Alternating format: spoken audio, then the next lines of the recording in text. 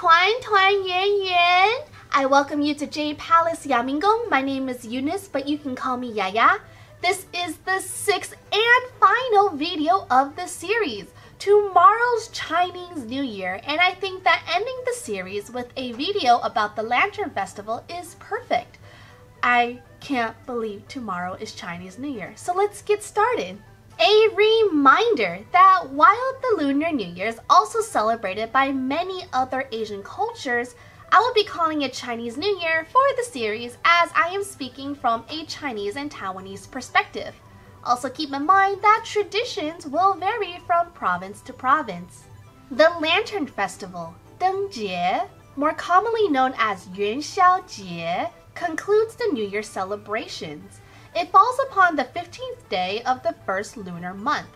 We've been celebrating Chinese New Year for 2 weeks.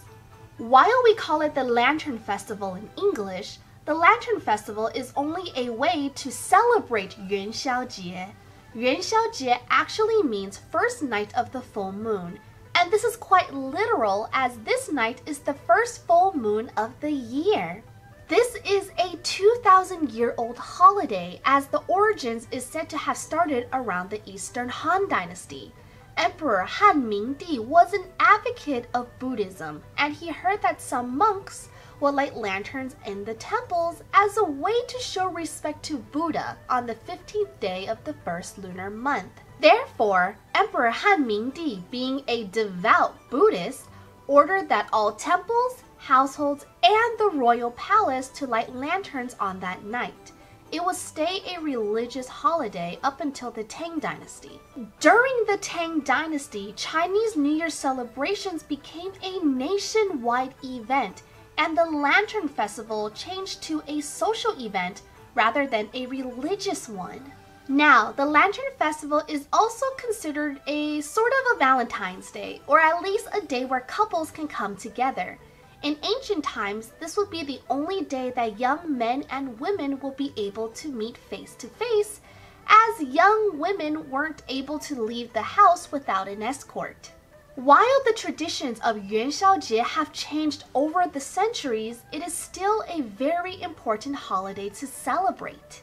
Festivity customs of this holiday will vary regionally, but generally include lanterns, gazing at the full moon, setting off fireworks, guessing lantern riddles, eating Tang Yin, lion dances, and dragon dances.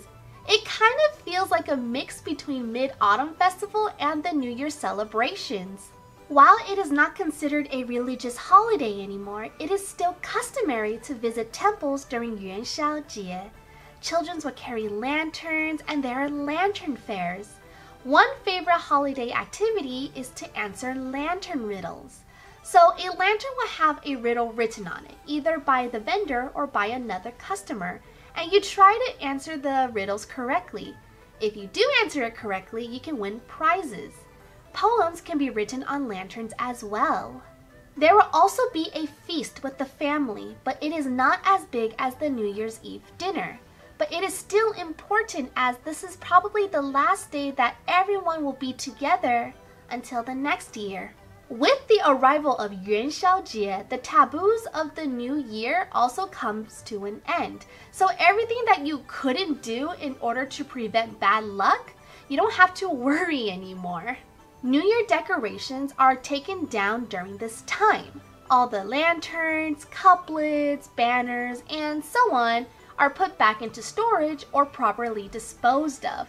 This is probably my least favorite part of the holiday. The must thing to do during Yuanxiaojie is to eat Tang Yin. So it is customary to eat Tang Yin, also known as Yuanxiao, and they can be in different colors, have fillings, or can also be eaten plain.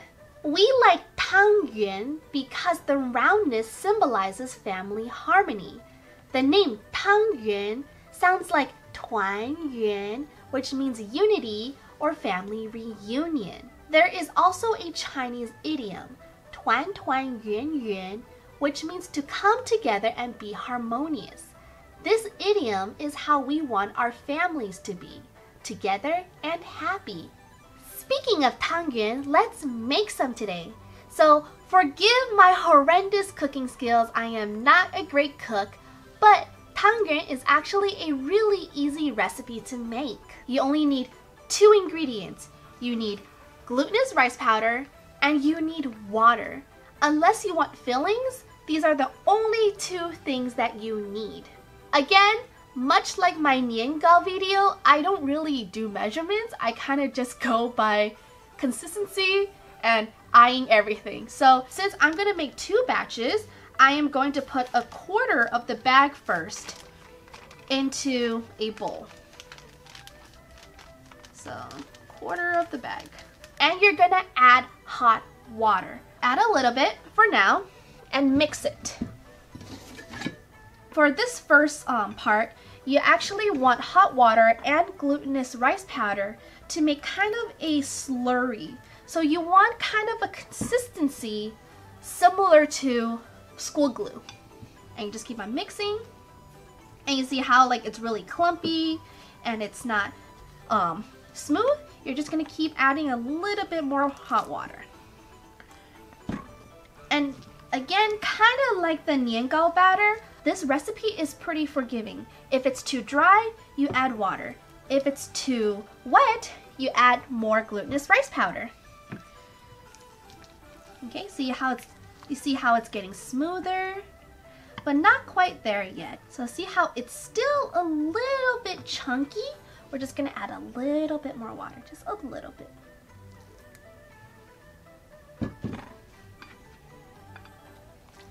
Okay, see how it's getting smoother? So you see that it's smooth, it is pasty. It's still a little bit clumpy, but it's okay. It doesn't have to be completely smooth. So remember how earlier we only put like 1/4 of it in? Slowly mix the last 1/4 into the paste. And I know that it seems a little counterintuitive to add powder back into a slurry that you try to make smooth.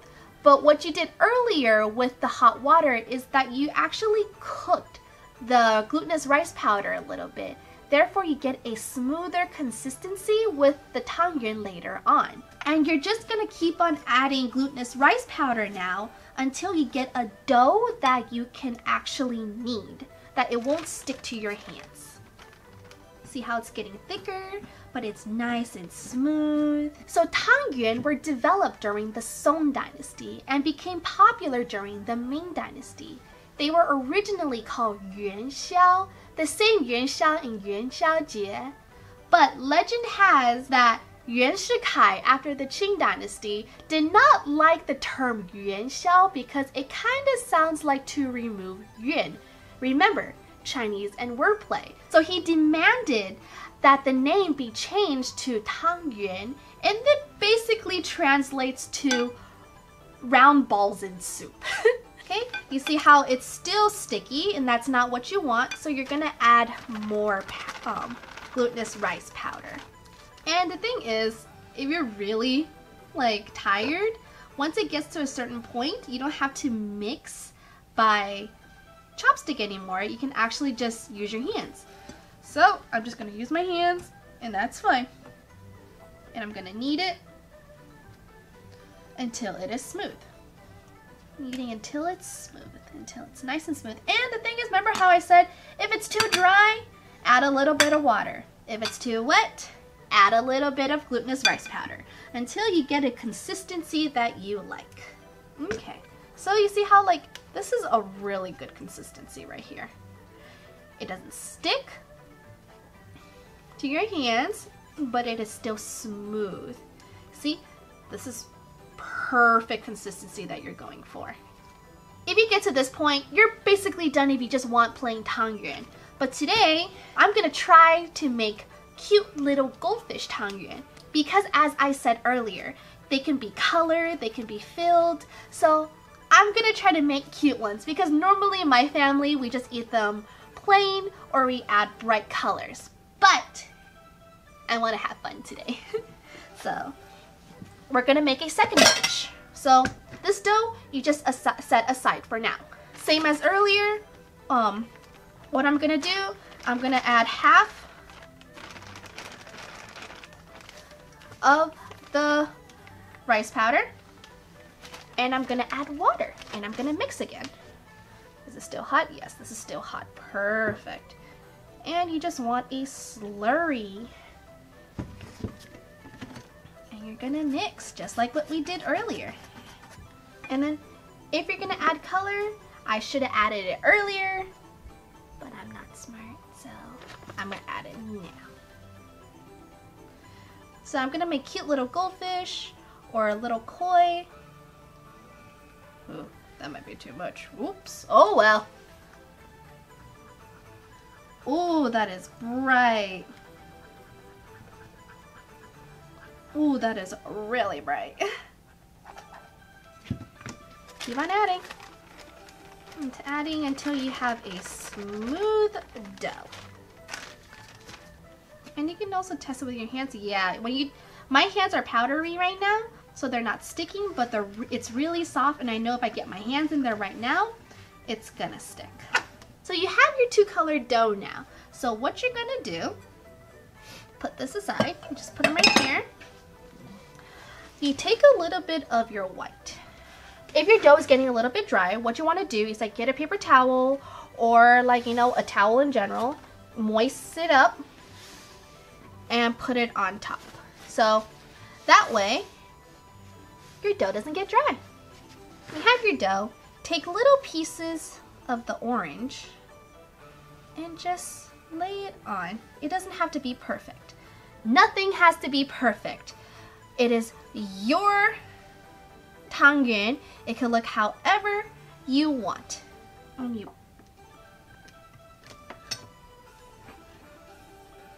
See how pretty that is? Okay.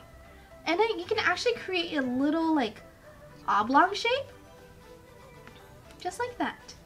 And it'll start actually looking like a koi. And I'm actually quite surprised myself.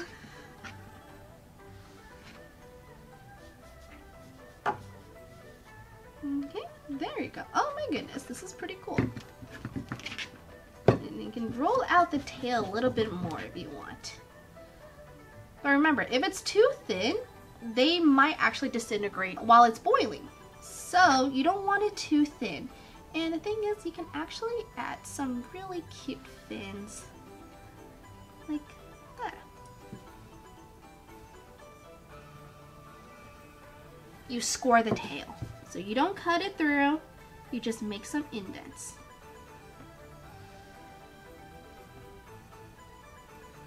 And again, doesn't have to be perfect. A koi doesn't tend to have these like little tails, but I think it looks so cool. So if you want to put fillings into your Tang Yin, it's really easy as well. Once you roll the dough flat, you take a little bit of your filling. So I'm going to be using some brown sugar.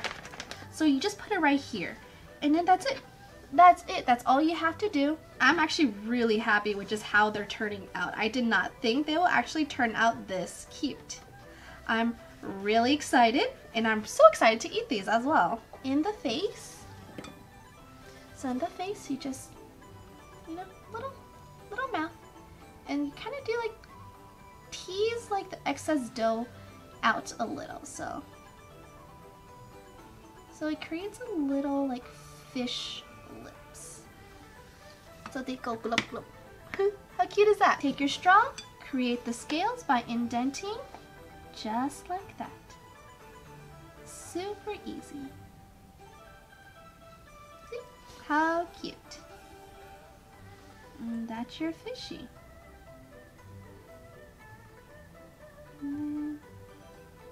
I'm gonna keep on emphasizing, doesn't have to be perfect, and I'm not just saying that to make myself feel better, but the thing is, like, you made these yourself, and the whole part with Tang Yin, you're eating it with family, so your family's hopefully not gonna care that it doesn't look perfect. No, your family and hopefully you will just want to come together to eat, and that's the most important part.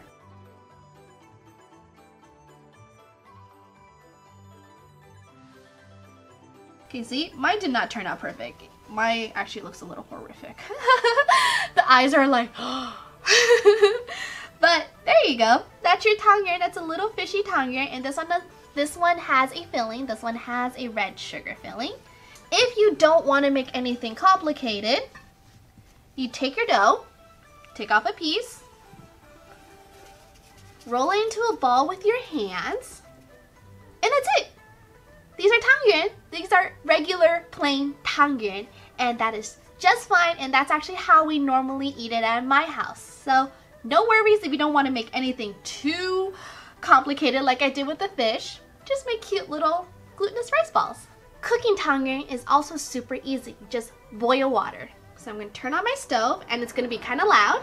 Okay, so now that your water is boiling, you just drop your Tang Yin right into the water. Little fish in. Drop some of these. I want to eat 6. So 3 white ones and 3 orange ones. And basically, you let them boil until it floats to the top. You know that they're done once they're floating.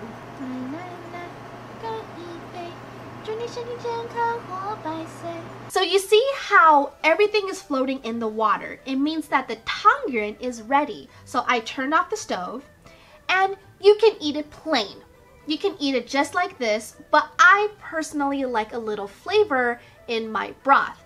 And you can do that with either brown sugar, so just a little scoop of brown sugar into the bowl, or you can add jiumiang, which is fermented rice, and that's my favorite.